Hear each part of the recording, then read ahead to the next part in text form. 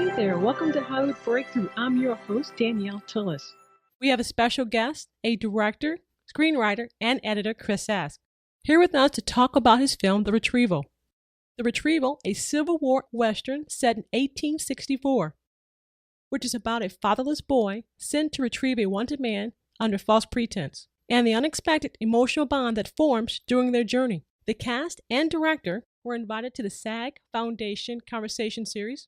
Also, the film was awarded Grand Prize Jury at South by Southwest in Austin, Texas. Let's start with a scene from the film, The Retrieval. There's a lot of country between here and there. And to the north and south of either place. Now west. And if a man don't want to be found, there's many places he can go. Where you can go.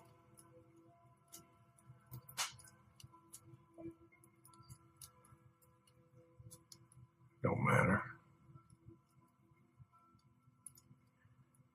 If you don't bring this nigger back exactly how I say, I'll find you and put you in the ground, along with the boy and everybody else you ever knew.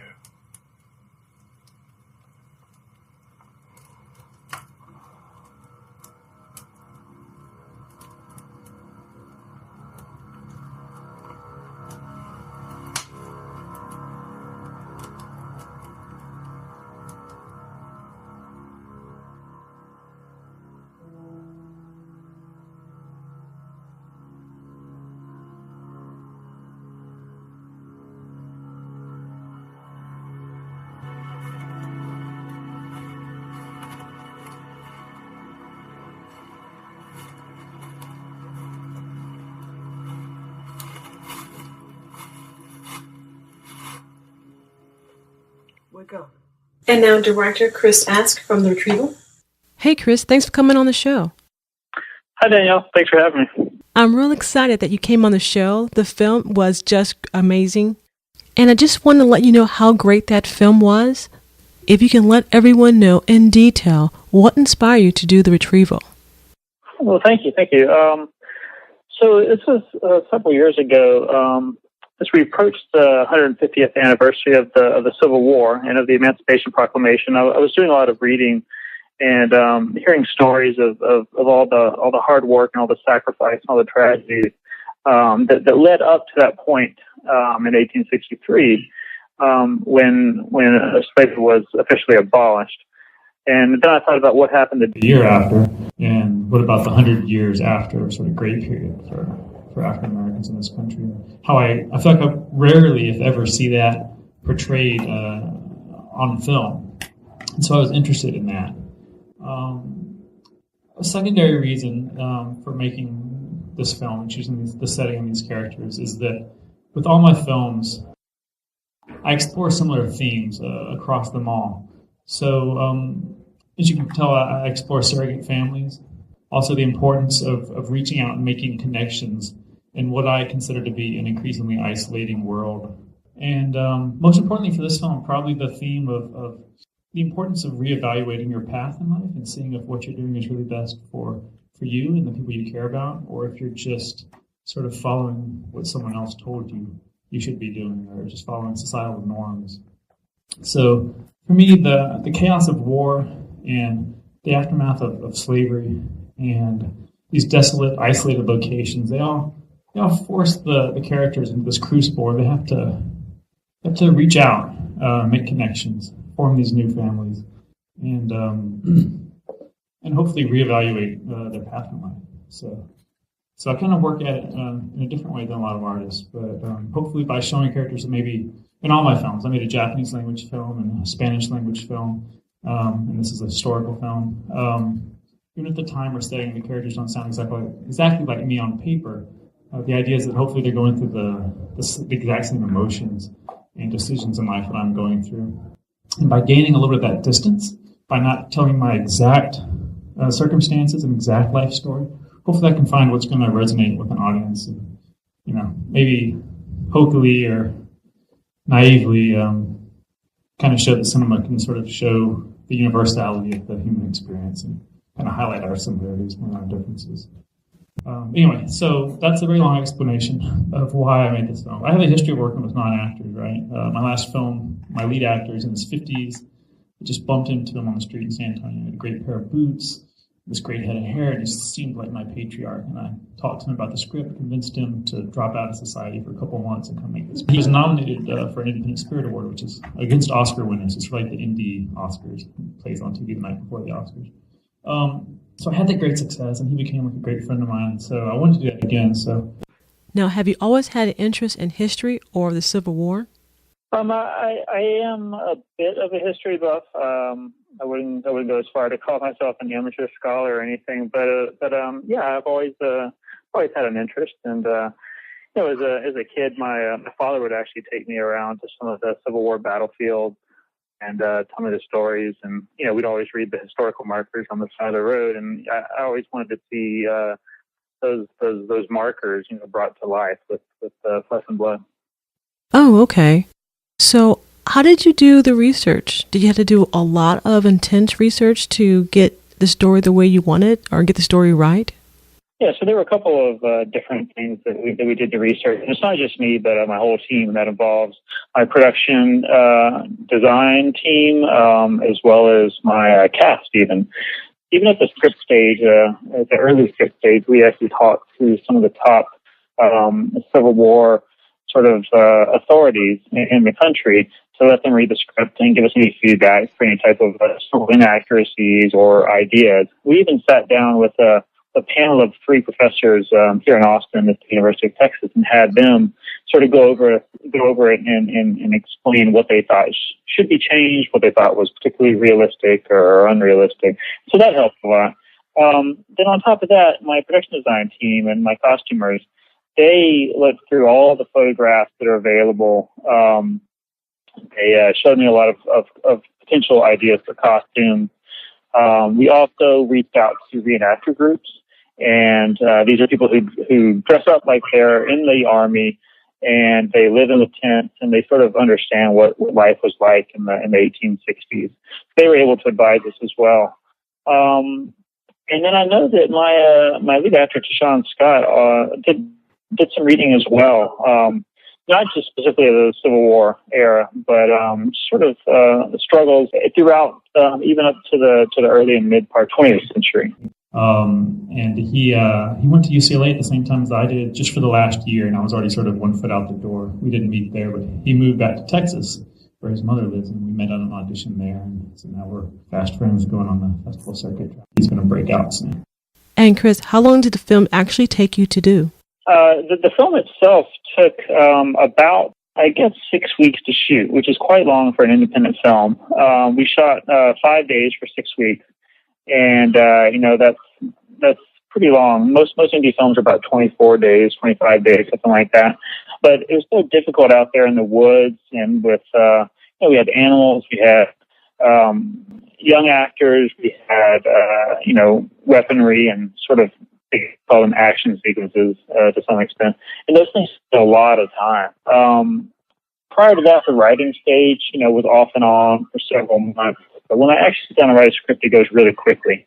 I write the script from a very detailed treatment, and so that process can be done at 5 pages a day. And so I wrap that up in a couple of weeks. The post-production is what really takes a long time. And I'd say that we spent probably at least a year in post-production, which is all the edit, the visual effects work, the sound mix, the color correction, all that type of stuff. So it's a long, slow road. And even after that, you get festivals for a year. So usually I find that independent films can be 3 years from the time you start pre-production until it's in the theaters. That's pretty much what's going on with our current project. Oh, okay. Now, you did mention something a while back ago here. Was it a little bit challenging to have a young actor or new actors doing this type of film with you? Was it a challenge? Usually it is. And usually everyone will tell you, don't work with children, don't work with animals. Those are the 2 rules of film production. But in this case, Ashton Sanders is the actor you're talking about. And he just turned 15 when we shot. And he is an incredibly intelligent and mature person for his age with a work ethic that stunned everyone on set. I'd say he might have been actually more mature than most of the 30 and 40-year-olds on the set. But that wasn't the problem. If anything, the problem is you can only work with minors, people under 18, for so many hours per day. So usually it's difficult because the kids can't remember their lines, and he had the entire script memorized weeks, maybe even months before we shot. He's a brilliant guy, and now he's actually gone off to college now. I think he just turned 18. Let's listen to a scene from the film The Retrieval with the actors Ashton Sanders and Caston John. Slave for the Union, still just a slave. Like other men I've seen. Yeah, he's worth more. Don't you forget. What if it was you? Well, it ain't.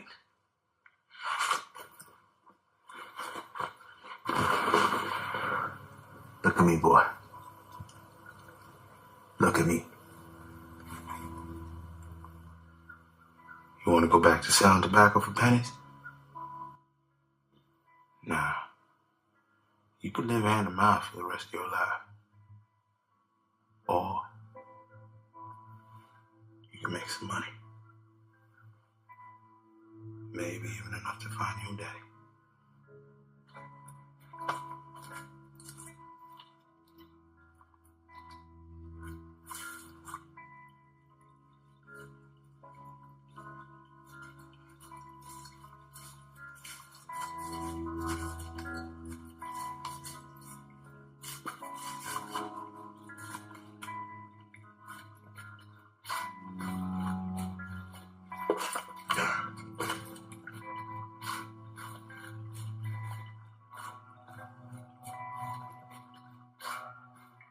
And if you're just joining our show, I'm Danielle Tillis, and you're listening to Hollywood Breakthrough. And we're discussing the film The Retrieval with the writer-director Chris Eska. You said you write a script pretty fast. Is there a fear when you first sit down?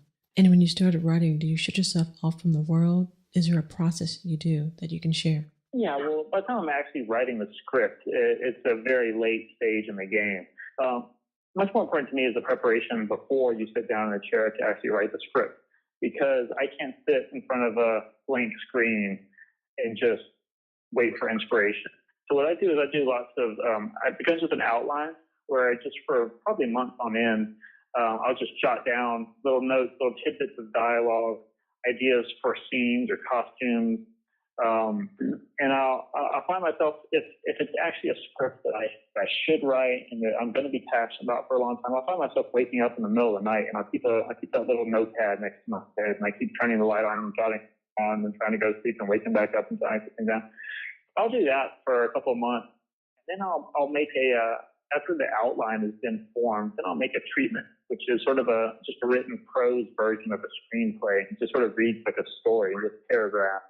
Just lays it out, and it can anywhere between 1 page and 15 pages. So I write that treatment until it's so specific and so full of detail that it's starting to have bits of dialogue in it. And that's when I know that it's probably time to go ahead and write the script, because the story is there and it's fully formed. That's when I do that, where I sit on a chair and just make myself write 5 pages a day. And that's actually a fairly painless, kind of fun part of the job, whereas it would have been terrible to sit down in front of a blank screen and just sort of, beat your head against the desk waiting for inspiration. Right. A quick question about that too. You indicated that you go a backwards route when you're picking a theme. Would you mind explaining that to us? Yeah, well, the themes actually I choose very, very first.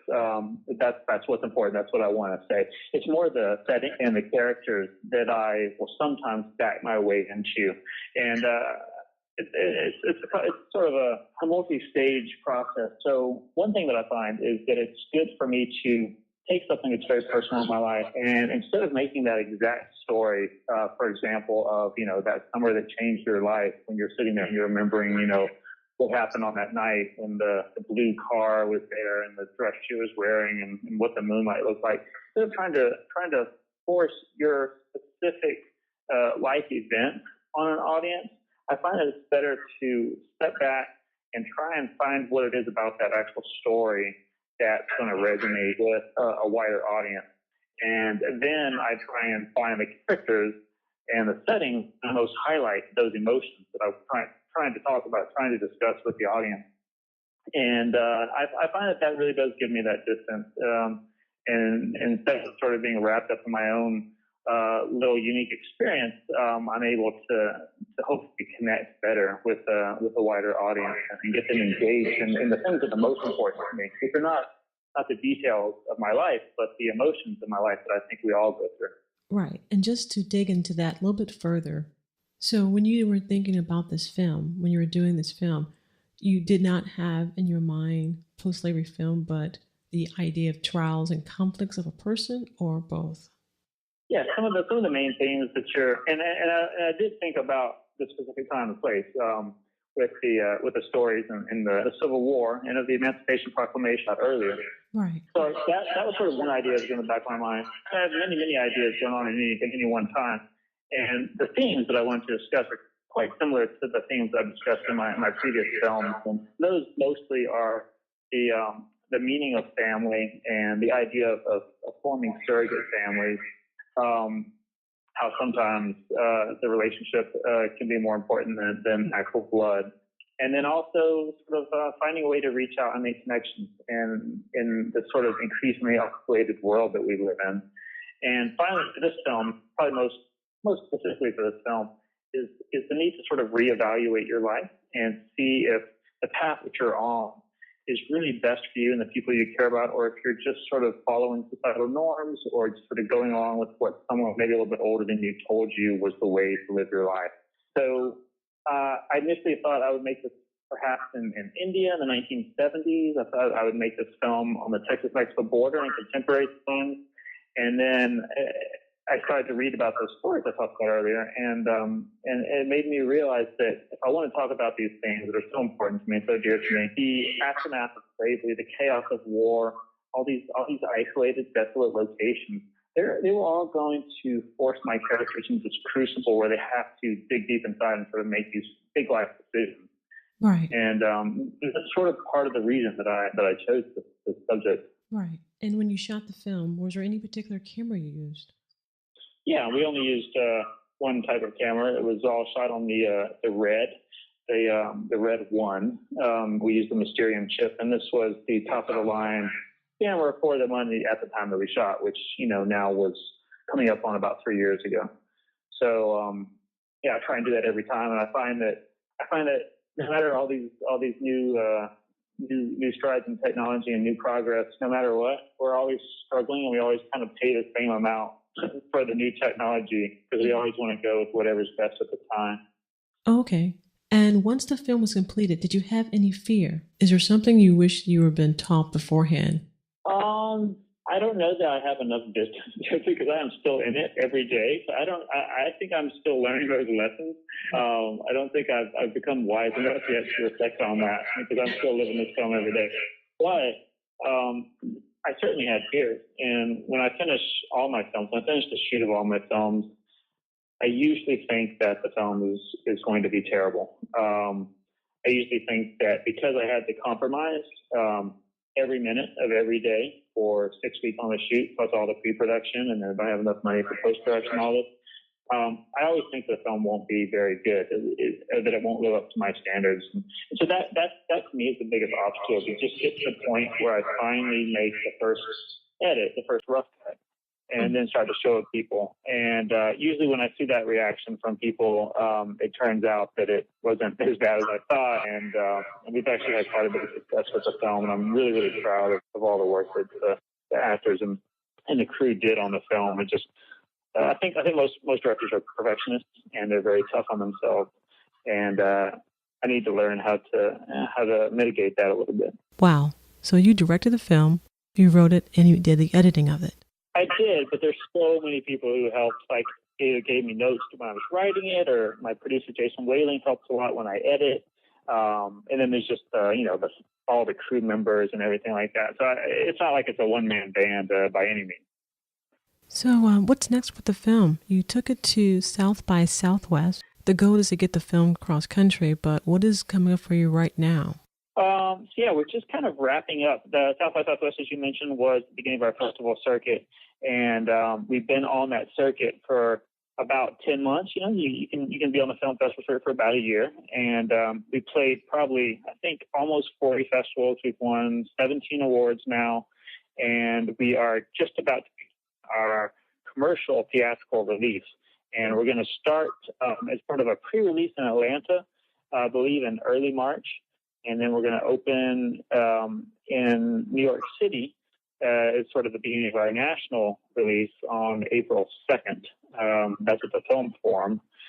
And then after that, it will probably slowly platform out. It's going to be a limited release, but it should be in, hopefully between 15 and 30 March if things go well. Oh, great. That would be fantastic. I know you have a Facebook account for The Retrieval.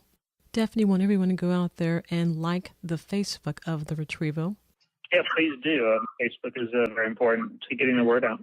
And I just want to thank you for coming on Hollywood Breakthrough. And is there something you can leave us that someone in school or student or film student or a writer, some encouraging words that could help them with their process, such as a quote or something? Maybe not a specific quote, but I think if I had any advice, it would be to just do not wait around for funding. Do not wait around for permission to make the film, to make your script.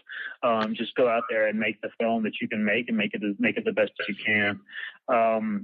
Because what we will never be able to do is compete with the money that Hollywood has, and Hollywood can't even compete with the money that commercials have for dollars spent per second. But what we can compete on is genuine emotion and telling stories and hopefully moving people and making them sort of think about their life and hopefully change the way that they think. So that would be probably what I would want to leave your audience with. Okay, great. And thank you again for coming on the show. And The Retrieval is a fantastic film, and you should be very, very proud of yourself. Thanks so much, Daniel.